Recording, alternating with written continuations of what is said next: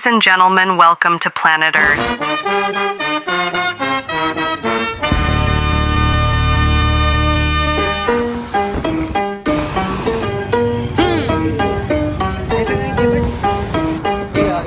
First time nag-hike kami upod ko ang mga tropa. Wala sang kumpleto nga gamit para sa hiking, pangbalay lang nga porma, pero sadya. Kay kabalo ka, may mga buta nga wala mo ginaplano.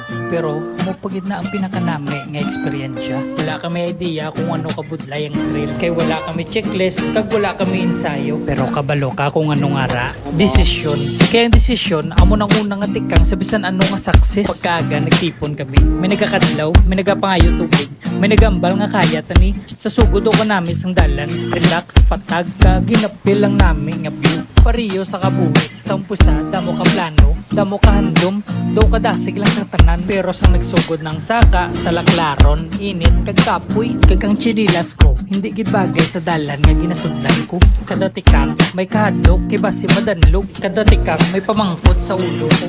Oh, kapila na ta mga tumba. Amuman sa kabuhi, kung gusto mo mag-success, hindi ka mag-expect na perme patagang dalan. Kaya may aragid adlaw nga ginatestingan kagid. May adlaw nga gusto mo na lang magunta. Pero, dira mo mabalaan kung sino kagid. May isa ka part nga ginkapoy ko. Nagpungko ko, naginawa ko sumabas ko. Gilantaw kong dalan nga gingalingan namon. Kag dira ko na-realize, bisan kapoy, bisan hinay, pero may progress. Kaysa tutuod nga kabuhi, ang success, wala na ginatag, ginapangabudlayan na, ginbalasan, ginantusan. Hindi ka makaabot sa babaw kung kada kapoy mo, masurinder ka. Hindi ka mangin madinalagon kung kada problema, maatras ka. Samtang gasaka kami, wala may gimbiling. Kung may magdanlog, may magbuling. Kung maghinay, may gahulat. Lesson, ang success, hindi lang sa personal na achievement. Mas nami kung may upod ka nga sulit. Mga tao nga gusto mag-push mo kung gusto mo na mag-give up.